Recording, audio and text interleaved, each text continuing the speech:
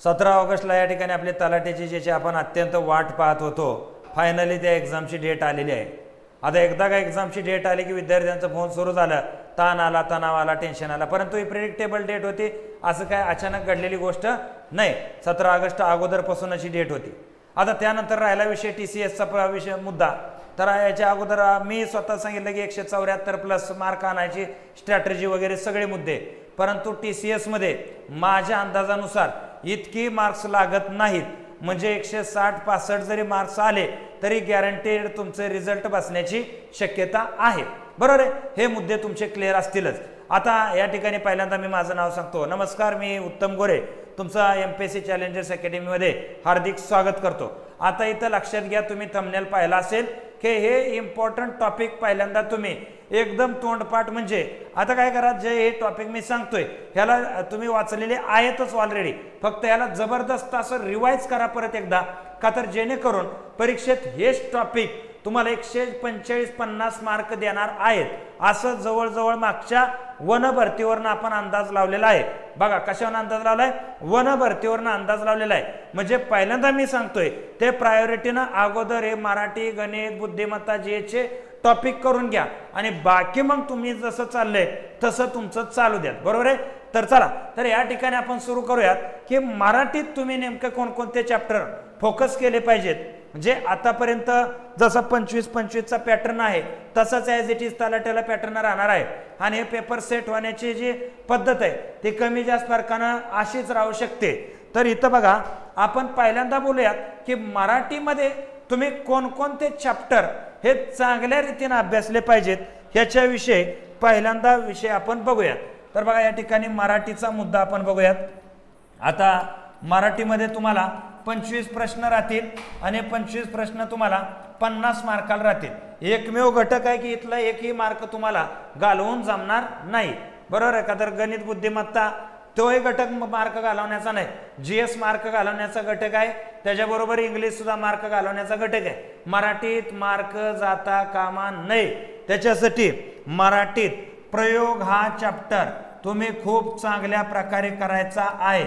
हा चॅप्टर TCSच्या आवडता ॲप्लाइड मराठी ज्याला आपण म्हणतो, वापरण्यात असणाऱ्या मराठीवरती हे प्रश्न विचारतायत. बरोबर आहे, लक्षात घ्या. बेसिक ग्रामरमध्ये जास्त घुसत नाहीत. त्यानंतर बघा अलंकार हे चॅप्टर पाठच करून ठेवा. ह्याच्यावरचे सगळे प्रिव्हियस इयर क्वेश्चन सोडवून घ्यायचे आहेत. त्याच्यानंतर ह्या ठिकाणी क्रियापद कोणता आहे, क्रियापद ग्रामरमध्ये हे 3 चॅप्टर प्रमुखपणे ह्यांनी विचारलेलं आपल्याला पाहायला मिळतात. आणि त्यानंतर महत्वाचं म्हणजे ज्याला आपण शब्दधन म्हणतो, अर्थात शब्द संग्रह म्हणतो, ह्यावरती फोकस दिलेला दिसतो. जसं की म्हणी आणि त्याचे अर्थ करेक्ट, त्याच्याबरोबर समानार्थी शब्द आणि विरुद्धार्थी शब्द ह्याच्यावरती फोकस दिलेला आहे. त्याच्याबरोबर ह्या ठिकाणी आपण म्हणू शकतो असं की मग अनेक शब्दासाठी एक शब्द, अशा प्रकारचे जे शब्द असतात, अनेक शब्दासाठी एक शब्द योजने असा एक प्रकार आहे. त्यानंतर महत्वाची पुस्तके आणि त्याचे लेखक, ह्या ठिकाणी महत्वाची म्हणजे हे जे आपले गाजलेली मराठीची पुस्तक आहेत, हे पुस्तक आणि लेखक हे सगळे आपल्या टेलिग्रामवर टाकलेले आहेत. डिस्क्रिप्शनमध्ये टेलिग्रामची लिंक असेल, त्या लिंकला क्लिक करा. तिथं तुम्हाला पुस्तक, लेखक, त्यानंतर पक्ष्यांचे आवाज, काय पक्ष्यांचे आवाज हे पण तुम्हाला प्रश्न विचारलेले आहेत. त्याच्याबरोबर हे आपण पाहतो बघा, वर्ण, कंठाष्टक वगैरे हे वर्ण विचार आहे, हे तुम्हाला करायचं आहे. तर सध्या मराठीमध्ये एवढ्या गोष्टीवर फोकस केल्यानंतर आपल्याला वन भरतीत दिसलं होतं 25 पैकी 21-22 प्रश्न ह्यातूनच आलेले होते या चॅप्टर मधून. तर असाच काहीतरी मुद्दा जर तिथं घडला तर तुम्हाला हे चॅप्टर तोंडपाठ असणं काय गरजेचेच आहेत. म्हणून पहिल्यांदा फोकस या चॅप्टरवर करा आणि त्यानंतर मग तुमचे राहिलेले नाम, सर्वनाम, यानंतर केवल वा प्रयोगी वाक्य वगैरे जे काय दुनिया ते प्रयोगात येते, तर हे जे तुमचं राहिलेलं ग्रामर आहे ते ग्रामर तिथं तुम्ही करू शकता. पण अगोदर प्रायोरिटीनं हे करायचं आहे. आणि हे चॅप्टर झाले की मग तुमचा मराठीचा अभ्यास झाला असं तुम्ही सही करा, तोपर्यंत मराठीचा अभ्यास झाला असं डिक्लेअर सुद्धा करू नका. आता राहिला विषय इंग्रजी.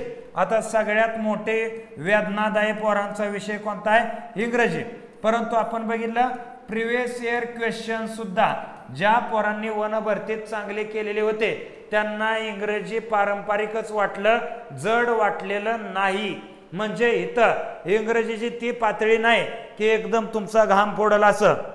जसं की ह्यामध्ये तुम्हाला सांगतो मुद्दे काय होते, तर डायरेक्ट आणि इनडायरेक्ट स्पीच जे आहे ह्याच्यावरती प्रश्न विचारलेले आहेत. त्यानंतर पॅरा जंबल ह्याच्यावरती प्रश्न विचारलेले आहेत.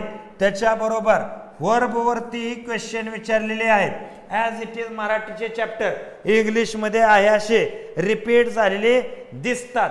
त्यानंतर आर्टिकल आणि प्रीपोजिशन ह्यावरती क्वेश्चन विचारलेले आहेत. आर्टिकल प्रीपोजिशन म्हणजे ग्रामरमध्ये या ठिकाणी एवढे महत्त्वाचे चॅप्टर तुम्हाला अगोदर करायचे. त्यानंतर एरर. आता एररसाठी अख्खं ग्रामरच चांगलं लागतं, नेमका एरर कोणता आहे हे लक्षात येत नाही. त्यामुळं असा एखादा चॅप्टर इग्नोर जरी मारला एरर सारखा तरी सुद्धा जमेल. आणि परत सुद्धा इंग्रजीनं इथं व्होकॅबवरती मोठा भर दिलेला आहे. जसं की समानार्थी विरोधार्थी शब्द इंग्रजीचे असतील, ओके, समानार्थी विरोधार्थी शब्द असतील, त्याच्याबरोबर वन वर्ड सबस्टिट्यूट असेल, अशा प्रकारचा मुद्दा आहे. वन वर्ड सबस्टिट्यूट वरती विचारलेले आहेत. त्यानंतर करेक्ट स्पेलिंग वरती विचारलेले आहे. एखाद्या मुद्द्याचं स्पेलिंग आहे हे करेक्ट करायचं आहे तुम्हाला, अशा प्रकारचे प्रश्न विचारलेले आहेत. आणि इथं अजून एक चॅप्टर घ्या व्हॉइस, ह्याच्यावरती क्वेश्चन आलेले आहेत. म्हणजे हे मुद्दे लक्षात घ्या. इंग्लिश सुद्धा समानार्थी विरोधार्थी शब्द, इंग्लिश मनी, हे इंग्लिशचे हे जे वन वर्ड सबस्टिट्यूट जे आहे, तर अशा प्रकारचे मुद्दे तुम्हाला म्हणजे विचारलेले आहे TCSनं. आणि TCSनं जर हाच फॉर्मॅट वापरला तसं आपल्याला 17 तारखेला कळेल का. तर आपण पाहिलं वन भरतीला काय झालं की एकदा पॅटर्न फिक्स झाला विचारण्याचा, त्यानुसारच पूर्ण वन भरती तशी वाहत गेलेली होती. ॲज इट इज तलाट्यासाठी तसं होऊ शकतं. इथं निगेटिव्ह मार्क सिस्टम नाही, त्याच्यामुळं तुम्ही पेपर 100% अटेम्प्ट करू शकता, काही अडचण येत नाही.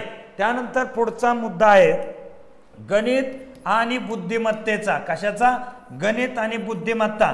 तर आता जर ॲव्हरेज पाहिलं तर 70% प्रश्न हे निव्वळ बुद्धिमत्तेवरती विचारलेले दिसलेले आहेत आपल्याला, आणि 30% प्रश्न गणितावर विचारलेले आपण पाहिलेले आहेत.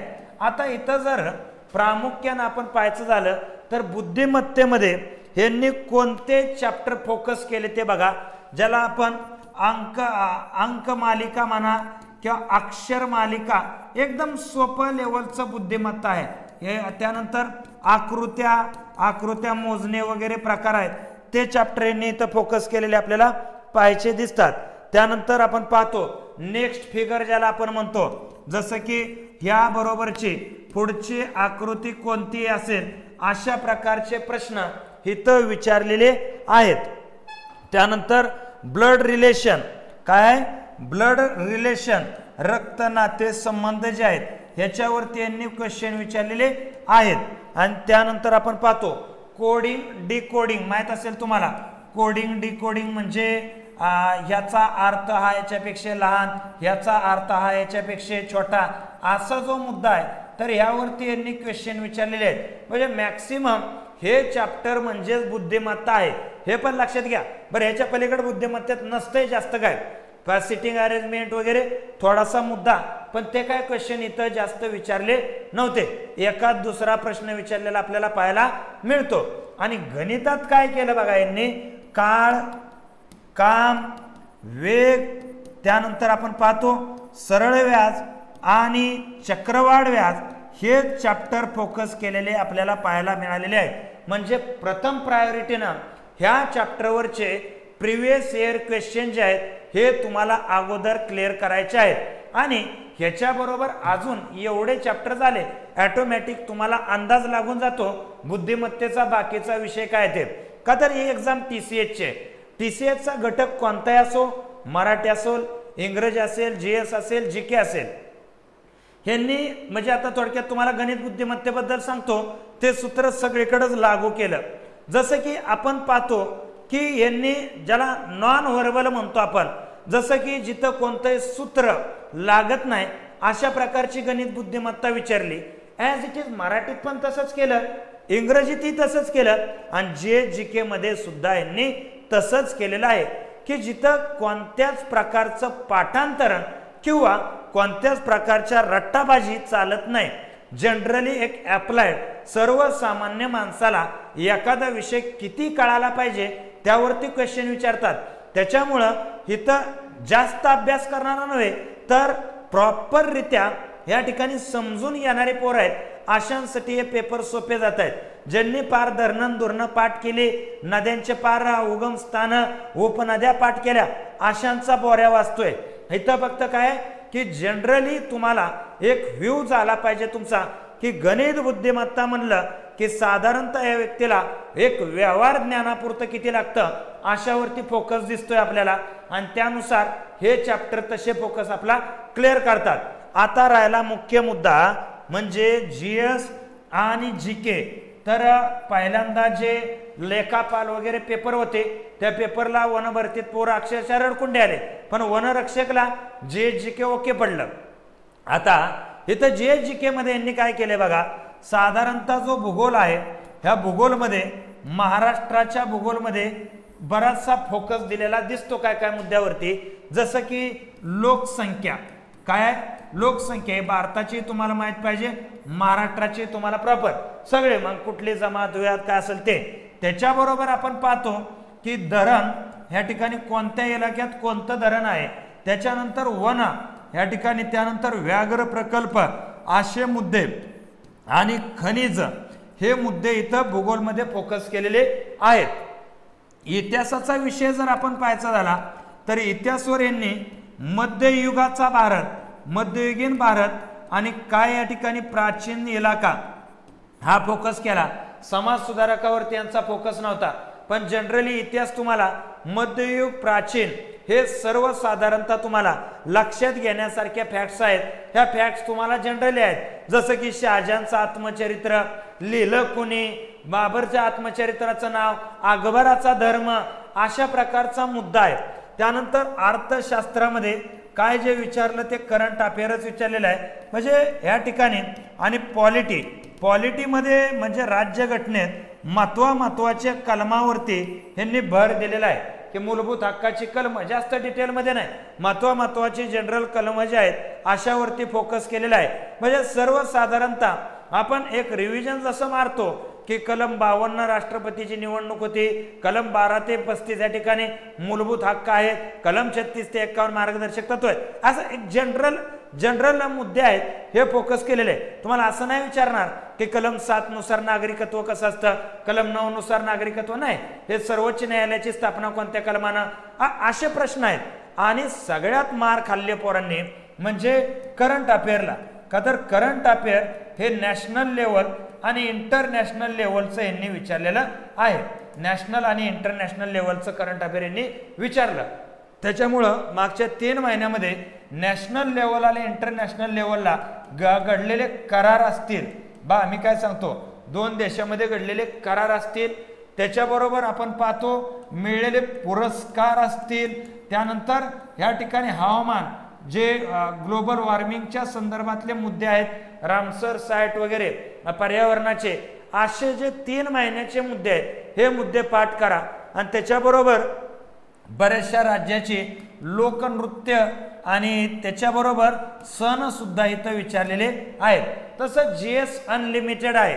आता यामध्ये एवढ्यावरती फोकस आपल्याला दिसतो, पंचायत राजवरती इथं विचारतील, त्यामुळे पंचायत राज, ग्रामीण भागाचं जिल्हा परिषद, पंचायत समिती, ग्रामपंचायत, शहरी राहू द्या, पण ग्रामीण तरी तुम्ही काय केलं पाहिजे, वाचून घेतलं पाहिजे, असा एकंदरीत मुद्दा इथं आपल्याला दिसतो.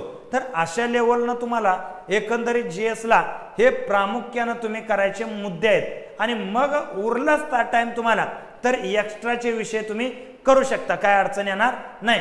आणि अशा महत्वाच्या फॅक्ट जे आहेत ह्या फॅक्टचे PYQ सहित आपण आपल्या टेलिग्रामला टाकलेले आहेत, त्यामुळे तो टेलिग्राम पण तुम्ही काय करा, जॉईन करा. आणि यानंतर मी साधारणतः उद्यापासून या ठिकाणी प्रत्येक चॅप्टरवरचे एक संभाव्य क्वेश्चन काय असतील ह्याच्यावरती फ्री रिव्हिजन सेशन घेतोय तुमचे, बरोबर. संभाव्य प्रश्न कसे येऊ शकतील ते. आणि त्याच्याबरोबर दुसरा मुद्दा असा आहे की ज्या विद्यार्थ्यांना असं वाटतंय सर आता अभ्यास काय झाला नाही किंवा झालाय तरी रिव्हिजन करायची, तर अशा विद्यार्थ्यांसाठी या ठिकाणी एक रिव्हिजन बॅच आहे, 49 रुपये फीज आहे. आता ही फीज एवढ्यानं काय या ठिकाणी तुम्हालाही माहित आहे की 49 रुपयात बांगला बांधा इट सुद्धा येत नाही, ध्यानात घ्या. तर यातून काय मॅटर काय आहे की ज्यावेळेस आपण लाईव्ह लेक्चर घेतो त्यावेळेस पोरं येतात, जातात, बघतात, व्हिडिओ सोडतात, त्यानंतर ना कमेंट वगैरे जास्त करत राहतात, त्याच्यामुळे लेक्चरचा डिस्टर्बन्स भरपूर होतो. आणि म्हणून आपण काय केलंय की फक्त 300 विद्यार्थीच आहेत की यांना सिरियसली आपल्याबरोबर रिव्हिजन करायची इच्छा असेल तर 3 दिवसाचा रिव्हिजन सेशन आहे. 12, 13 आणि 14 तारखेला टोटल दिवसाचे 5-6 तास ह्या ठिकाणी होतील. त्याच्याबरोबर 10 टेस्ट त्यांना फ्री दिल्या जातील. अशा प्रकारे ही मोठीच्या मोठी टीम तुमचं हे रिव्हिजन घेईल, जे की आम्ही फ्रेम केलेलं आहे की इम्पॉर्टंट चॅप्टर कोणते असतील त्यानुसार. आणि बॅच जॉईन करायला डिस्क्रिप्शनमध्ये टेलिग्राम या ॲपची लिंक आहे, त्या ॲपवर जा, डाउनलोड ॲप करा, पेमेंट करा. 12 तारखेपासून तुम्हाला हे सगळे लाईव्ह लेक्चर असतील आणि नंतर तुम्ही तुमच्या सोयीनं सुद्धा ते महिनाभर म्हणजे परीक्षा होस्तोवर कधीही बघू शकता, काय अडचण येणार नाही. तर ठीक आहे, एवढ्या पद्धतीनं तुम्ही ह्या सगळ्या गोष्टीला सामोरं जा. नक्कीच तुम्हाला पहिल्यांदा महत्त्वाचे चॅप्टर केल्यानंतर कॉन्फिडन्स वाढेल आणि एकदा कॉन्फिडन्स वाढला की हळूहळू काय होतं की सोपं व्हायला लागतं, बरोबर. हे तुमच्या लक्षात आलेलं असावं अशी मी अपेक्षा व्यक्त करतो आणि या ठिकाणी मी थांबतो. जय हिंद, जय महाराष्ट्र.